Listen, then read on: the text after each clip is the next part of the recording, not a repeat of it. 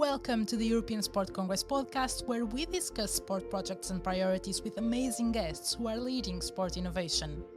If you like this content, make sure to subscribe and to follow the European Sport Congress on social media.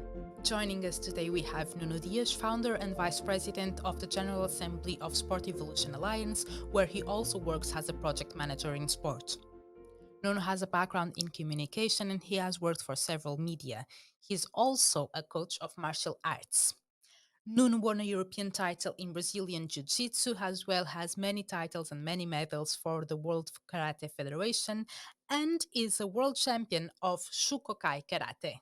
No, thank you so much for joining us today. You have amazing experience in different roles in sports. So you started as an athlete, you're a coach, you're a project manager, you're a journalist. So you can give us a very broad overview of the world of sports. But I'd like to start from the beginning, in the beginning of your career as an athlete. You started by playing football, correct? Yes, that's true. I always was very passionate about sports. And then when I was very young, I had an opportunity to play for a football club. So I went to the practice and they accept me. So I started playing football. And after, you know, mm, because when you're a kid, football, it's the main sport because it's all over the media. So I was like any regular kid, and I enjoy it. You very much. But then, when you were in your teenage years, you switched for martial arts, correct? How did that change happen? I started doing football and martial arts basically at the same time. So when I entered in a football club, I also started doing karate. Karate was my first martial art. As normally people say, your first experience normally it can be very good or very bad. But for me, when I start karate, was love at first sight. Yeah, I can only imagine. And I really envy people that have this passion for doing sports so early because it does change your whole life. Because then you became a professional athlete and you have won a lot of awards, right? Not only in karate, but also in jiu-jitsu and other things. Can you please walk us through a bit your experience as an athlete in martial arts? As I was saying, so I started karate at the same time that I was doing football. But then I started to compete in karate, and I had to travel a lot, and I didn't have much time to play football. But nevertheless, the coach always believed in me, and I was always playing in the main team. So I started to compete in karate, then first at the regional level, then a national level. So then I started to win some local competitions. Then I became a national champion, and then I was, selected to represent Portugal in the European Championship. One day, and I reached, uh, the bronze medal fight, and then I won. And some people think, okay, it's not first or second, but for Portuguese people, the medal that I won, bronze medal, it took 50 something years to achieve that medal. So I was the first Portuguese to win a combat medal at the elite level. That's Uh, amazing. As a fellow Portuguese, I am so proud of that. Thank you very much. And after that, because I was competing a lot and I was competing with the best, I have a need to find something else. So I started to think because I know a lot of different martial arts. It's better for me to start doing some judo because of the throws. Karate, you can kick, punch, you also can throw, but with judo, you learn how to throw. So I started judo because I needed for karate. But with my judo coach, because he's a very open person also, I started to compete in a different area called jiu-jitsu, traditional jiu-jitsu. So I competed for the judo club in jiu-jitsu and I won national titles. One day I had the opportunity to train with a friend of mine in a different martial art, which is called Brazilian Jiu-Jitsu. People think it's the same as Jiu-Jitsu, but we have traditional Jiu-Jitsu. It's a Japanese line, and then you have the Brazilian Jiu-Jitsu, which is the most popular Jiu-Jitsu in the world. It's one of the growest martial arts, or the fastest martial art that is growing at the moment in the world. So everybody is doing Brazilian Jiu-Jitsu now. Basically, uh, this is the connection between all the martial arts. I started doing because I had a need for one of them, and then when I started, of course, I fall in love for the practice, and I became a coach in uh, these three different martial arts. You're very passionate about everything that you do. And as an athlete, I think that that's especially important. Yeah, it's not easy because normally people say you need to be motivated all the time, and that's impossible. You're not always motivated to train, even when you have passion. Sometimes you are very tired, but you have to, and that's the main difference. When you want to be an athlete, even when you're not motivated, you need to go to practice. That's the main Yeah. difference. That's a very interesting differentiation between motivation and passion. How do you teach this to your students? What are some of the values that you try to teach them? Basically, the main thing that I always try to teach them, or that I try to teach to all of my students, it's I want to have champions not only in sports but champions in life. So they need to be very focused in whatever they want to be, but if they want to be champions, they need to train hard. But as in life, not all things will be easy. So through sport, I try to teach them the values that are very important to daily life. For example, respect.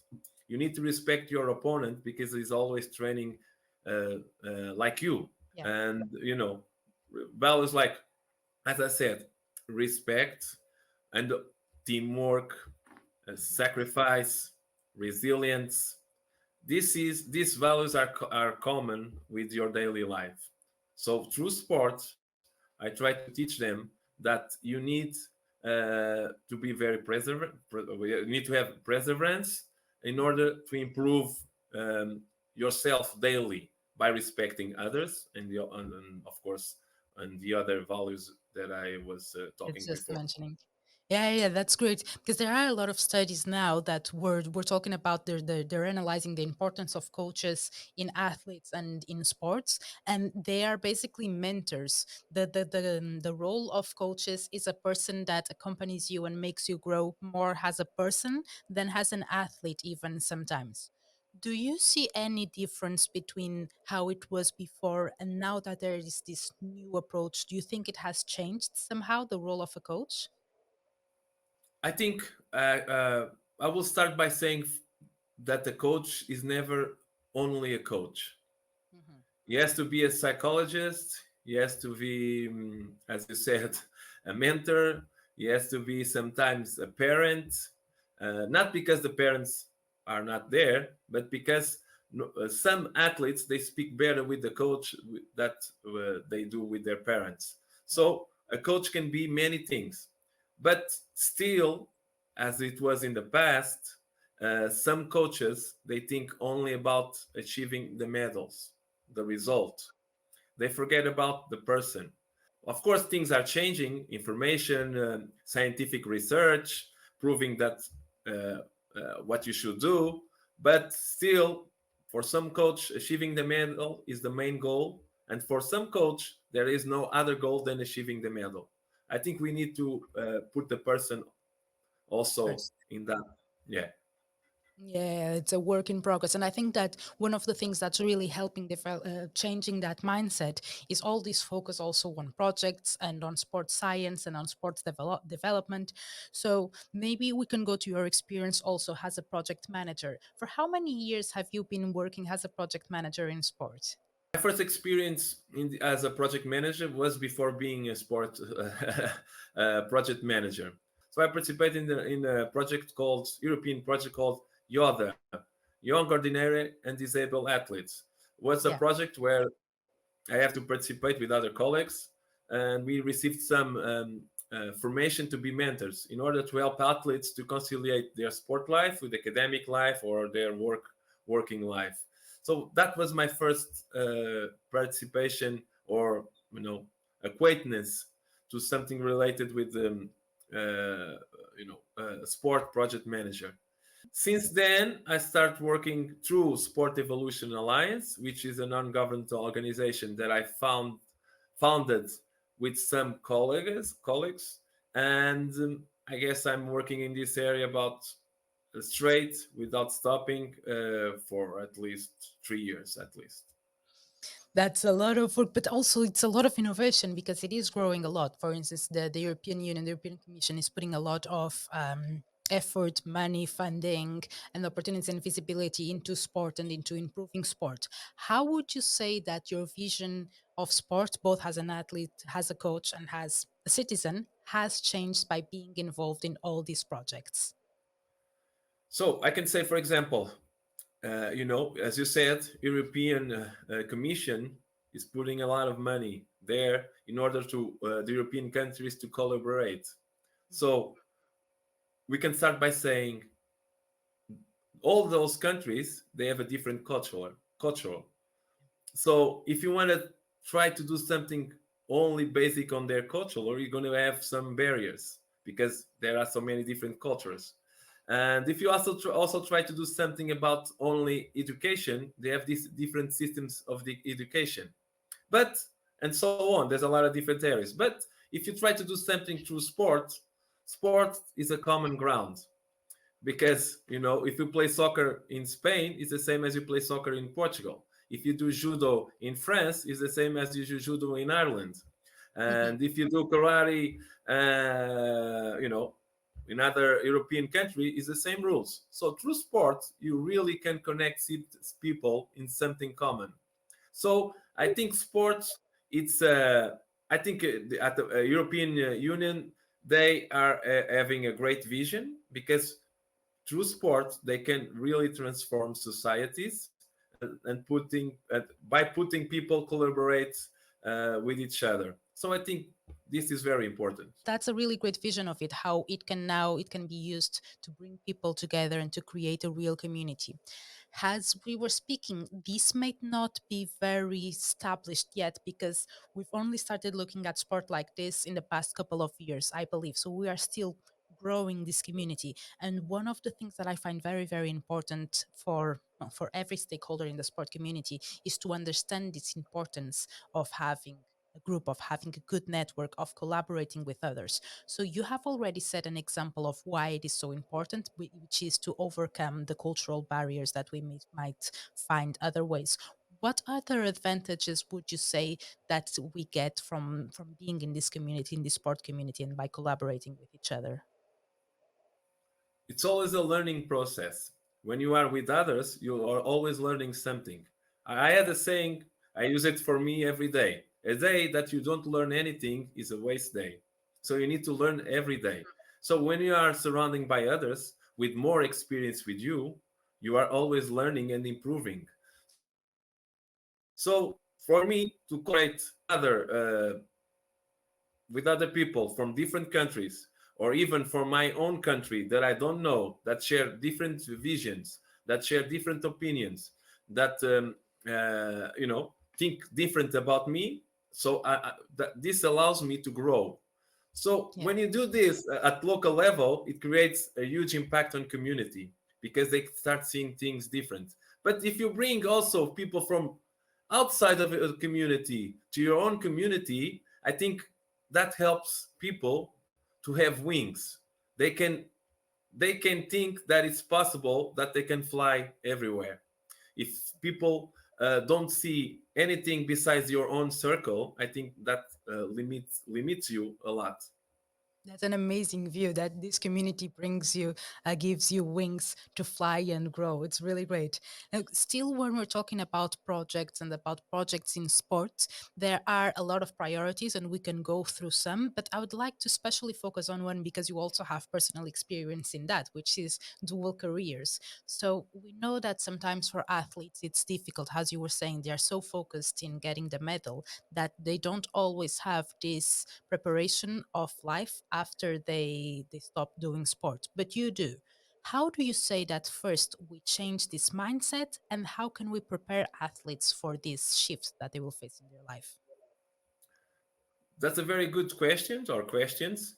Uh, as an athlete, when you're competing, you always you only think about the competition and the training and the practice, and basically that's it. That's your focus. But if you have someone that can explain to you that life will not always be your sport career, and your sport career will finish sometime, uh, maybe athletes can start to listen the importance to create this that you said, dual career. For me, it's very important that athletes from a young age learn how to conciliate first their studies with their sport career, because most of the athletes, they will not be professional, or if they are at the elite level, the money that they win or won or will be winning will not be enough when the career stops. So it's better to have a, as you, as a, maybe I can say like this, a plan B. And the plan B is to invest in yourself in other areas. So you can invest in your studies, or you can have another, another different formations from different organizations. But for me, it's the best thing to do is to conciliate first your school with your sport. And for that to be possible, uh, there's there's a need to be to have a talk between all the let me say stakeholders, because parents need to understand that their kids have a passion, and the passion is sport. Coach need to understand that kids are in school and they need to study for in order to, when they become older, to have something to hold on, to keep on to have a, to create a better life. And all these persons, parents, coaches, and and of course athletes, they need to talk with each other to understand how can they help themselves. For example, if you are having too much exams, it's better to speak with the coach saying, okay, he's having exams now, so don't push too hard. You can practice, but don't push too hard now. Or, for example, if the athlete is competing, you should talk with the teachers. Please don't do some tests or exams now because he's competing, he's outside. Maybe. So, when you talk to people, you can reach a common ground.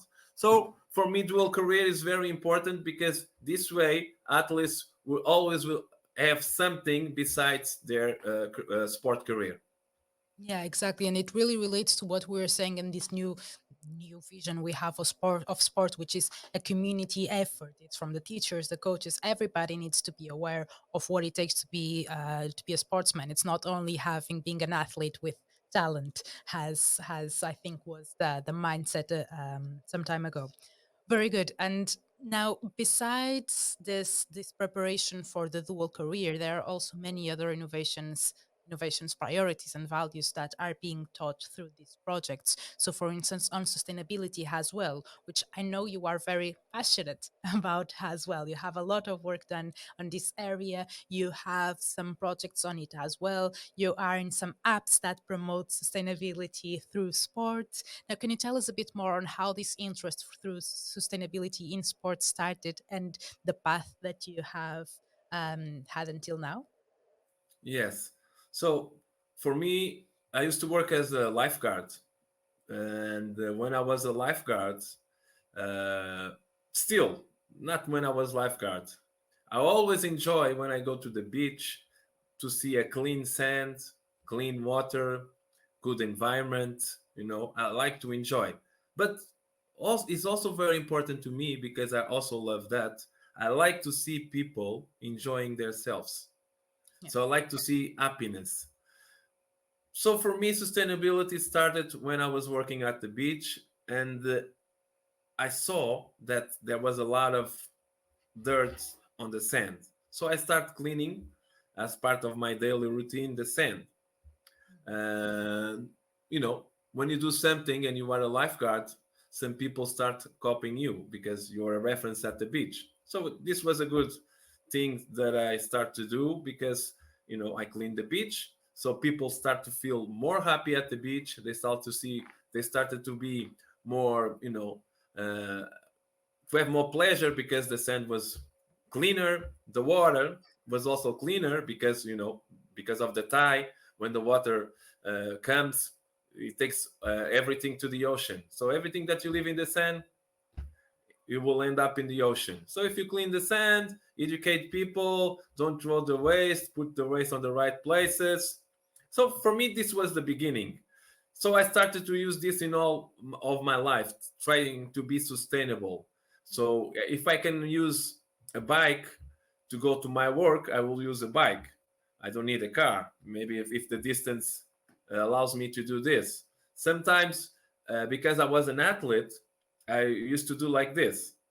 I worked in a swimming pool as a lifeguard. So I went to the swimming pool by bus because the swimming pool was close to the beach. I went to the swimming pool by bus. I worked there, and then I will start working. I was working also at the beach.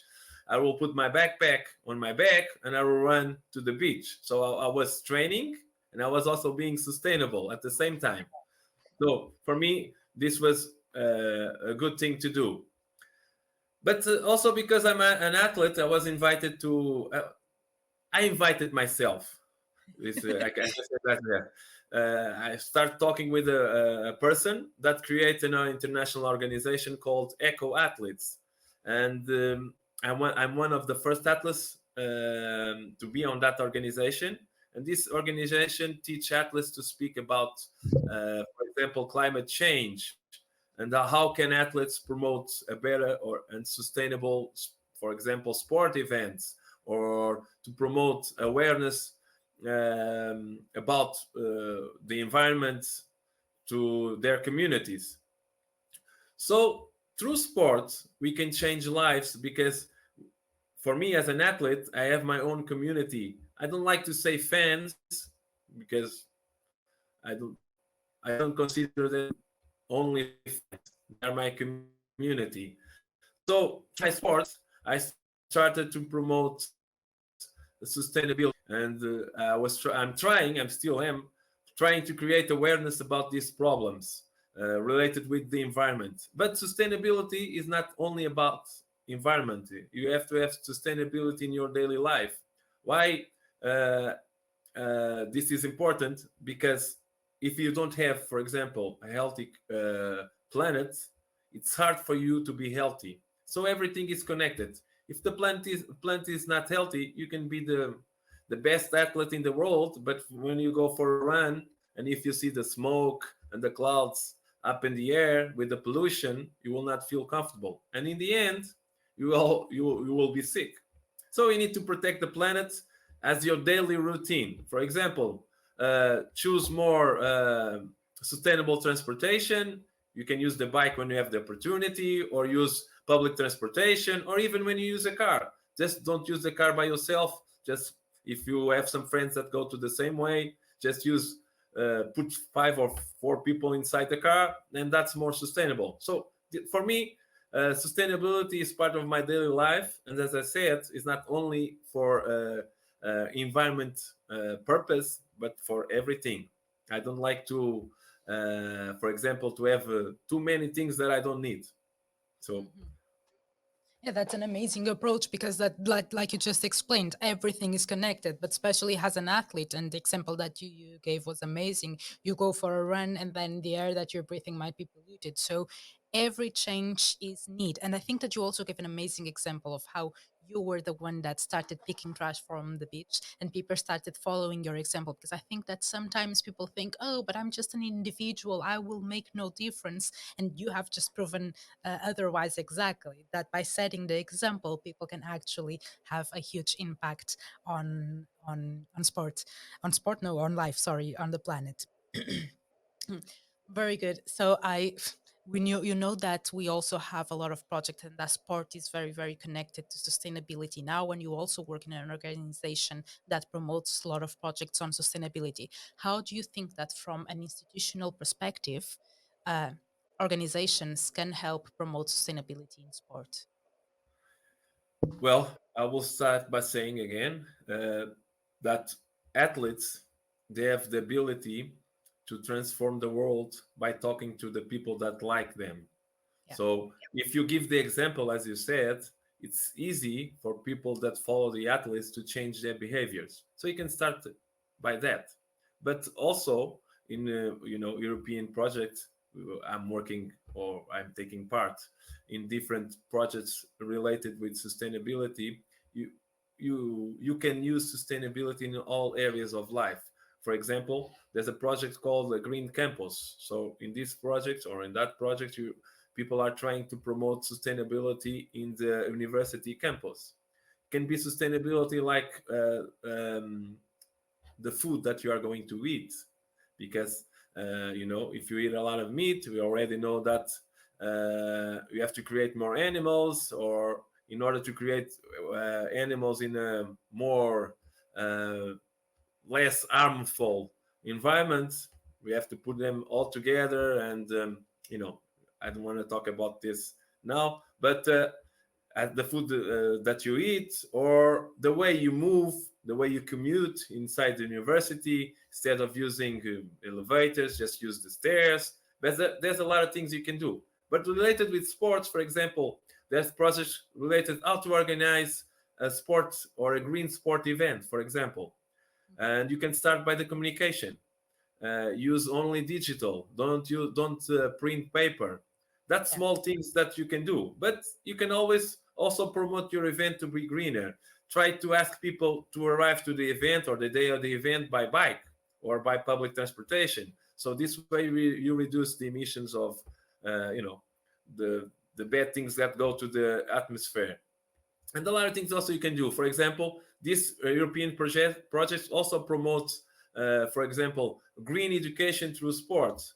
How can people that do sports or organize sports events can be more greener? Allow me to say this. So it's very important, these projects, because they create awareness, but they also create um, content that people can use in the future and apply on their own organizations or on their own sport events. And of course, the cooperation between partners also allowed to as we say, to not reply, maybe reply, but to reply the same content in different contexts, in different countries, and in different areas. That's Like why you were just cooperation. saying. Yes, Like you were just saying, exactly, that's why cooperation and communities are so important. I think that that's what you're going to say as well.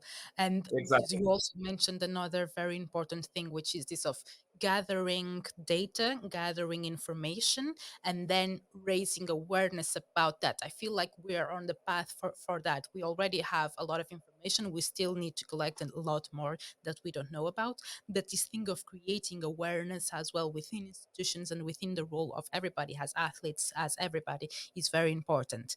And you know this better than most people because you also have a background in communication and you work as a journalist and you still write. You write a lot about sustainability. I read some of your works and they are really cool. I think you wrote last month about sustainability, right? An 8-page article. It was really good. But I'd like to go then to this part of your professional career as a journalist and to go a bit to how media covers sports. We know that because of all this data collection that we are doing, that sometimes media contributes to a bit of segregation in sport because, for instance, and I've had this conversation in other podcasts, most of the athletes that are on the news, they are male, and because we are doing a lot of innovations in sport in different ways in technology and everything, and still the media doesn't give all the coverage that they could to these issues. How do you see that we can evolve to to to to portray sport in the media as a mean for social change? That's a very good question, and it's there's no specific answer, but I think, for example, at the moment, sports has two problems. One related to communication. One is most countries, they only promote, or they only communicate, or the media only communicate about one sport. The other sports, they don't have a voice. And the other problem is the gender is, in this case, not equality. Gender and the gender is not balanced, as you said. So the same sports, for example, football, in male and in female, they don't have the same coverage. But I think that needs to change in the future. Some people say to me, not as a journalist, but in a daily talk, that it's because male sports they can have more money coming from the sponsors or from the selling of the tickets of their own sports. But I don't think that's important. It's the same sport, so you need to coverage everything in which everything with no exception. It doesn't matter if it's a male sport or a female sport. So I think in the future, and I give this example a lot in Portugal. Um, in the 2016 at the Olympic Games in Rio de Janeiro in Brazil, Portugal won a medal at the Olympic Games, and it was a girl that won a medal. I'll use this example by saying that any girl can reach the level of any male athlete in all sports. Yeah. As a journalist, for me, I just need to cover the news. I don't. I The problem is sometimes the the communication or the organizations that cover sports uh, they have some pressure. But for me, as a journalist, you should cover only the news. If at the moment we have a female World Cup about something or in a different sport, you should cover it because that's sport news. I don't need to cover the male event because they are training. Training is not a news. They that's their job. Okay, so you need to cover the news and just report about the news. So I think in the future, I think a lot of the organizations like the Olympic International Olympic Committee, they are trying to promote equal sports and sports for all. I think that's very important because everyone should have the opportunity to do what they enjoy. But for the journalists and for the communication, it's still an issue because they still think, or the organizations still think that some gender, let me say like this, sells more than the other, and that's not a good way of thinking because as a journalist you just need to give the news and the facts. People. Yeah, that's a very good, very interesting view on it because in Portugal we say that this is a fish with a tail in its mouth because we need media to cover more sports, to cover more news, as you were saying. But at the same time, we also need sports to gain more recognition. So it's a vicious cycles that it has to change somewhere. And I do think that media play a huge role in changing this role. Now, no, no.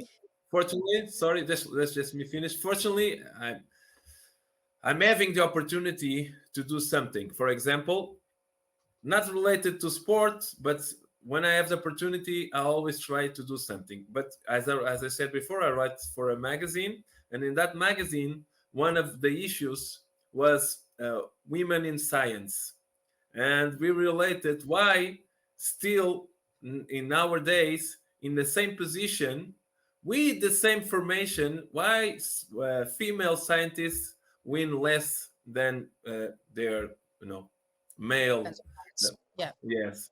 So this is something we need to talk about and bring to the communities and show that it doesn't matter if you are a man, a woman, or whatever you want to be.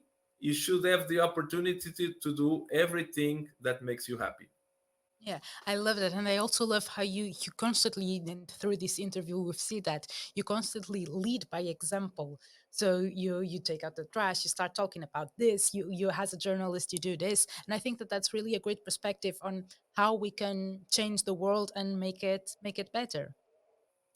So, no, no. Now, final question. You will play a very special role at the European Sport Congress, which we won't disclose just now. You'll have to stay tuned. Our listeners will have to stay tuned to learn what you're going to do. But I would like to know what are your expectations for the European Sport Congress? I have great expectations because I think it's a unique opportunity to partners or future partners to learn about themselves and to create, a connection between different stakeholders. You have a good opportunity to know about different organizations in the European Union and what they are doing. And that's, for me, that's very important. If you can create some kind of connection, you will have some easy, or maybe not, I don't know, maybe it's easier to reach to some partners if you have any ideas for European projects. So for me, it's a unique opportunity to be around amazing people, amazing organizations, and they all bring something to the table. Hey, thank you so much, Nuno. This was an amazing interview, and it's great to see how you're doing so many things and how you are actually leading, changing sport in so many different ways. So, thank you very much for this interview, and I'm looking forward to keep following your path as an athlete, as a coach, and as a fellow Portuguese, as a champion, hopefully. And I can't wait to see you at the European Sport Congress in Gijón this September. First of all, thank you for having me, and thank you for your kind words. And definitely, we will see there. We will see each other there at the European Congress. The European Sport Congress brings together stakeholders from all over Europe to showcase their work, connect with potential partners, and learn from the experts. The 2023 edition of this event will take place in Spain this September, and you can find all the information and register at www.sportcongress.eu.